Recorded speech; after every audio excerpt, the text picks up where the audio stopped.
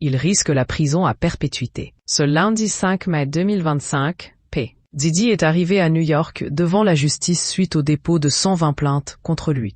Le rappeur de 55 ans est soupçonné de trafic sexuel, de conspiration pour racket et d'exploitation de la prostitution. Incarcéré dans le centre de détention de Brooklyn, P. Diddy continue de nier les faits qui lui sont reprochés. Lors de cette première journée d'audition, 150 personnes, dont des citoyens et des candidats jurés, doivent être appelés pour bien constater que la justice sera respectée, malgré l'hypermédiatisation de l'affaire, indiquent nos confrères du Parisien. Mais parmi eux, un candidat indique être très mal à l'aise devant les témoignages des victimes. Il va alors être écarté du procès et ne pourra pas participer au jugement. Si de nombreuses personnes avouent avoir vu l'extrait de vidéosurveillance d'un hôtel de Los Angeles en 2016, sur lequel on peut voir P.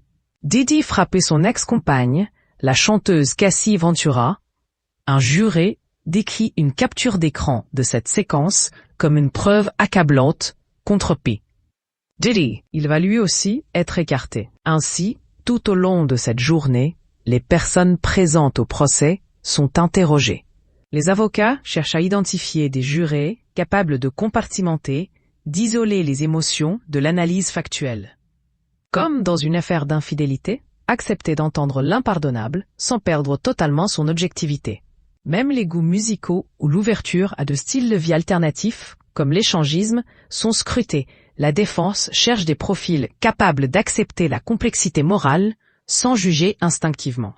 À un moment, Diddy va alors prendre la parole. « Je suis désolé, votre honneur, je suis un peu nerveux aujourd'hui. » La sélection des jurés doit se terminer ce mercredi 7 mai.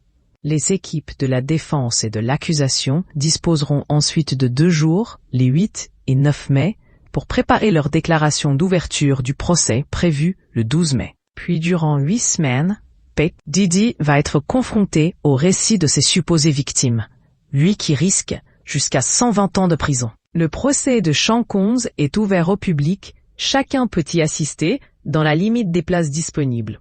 Des tickets sont distribués à l'entrée de l'audience chaque matin.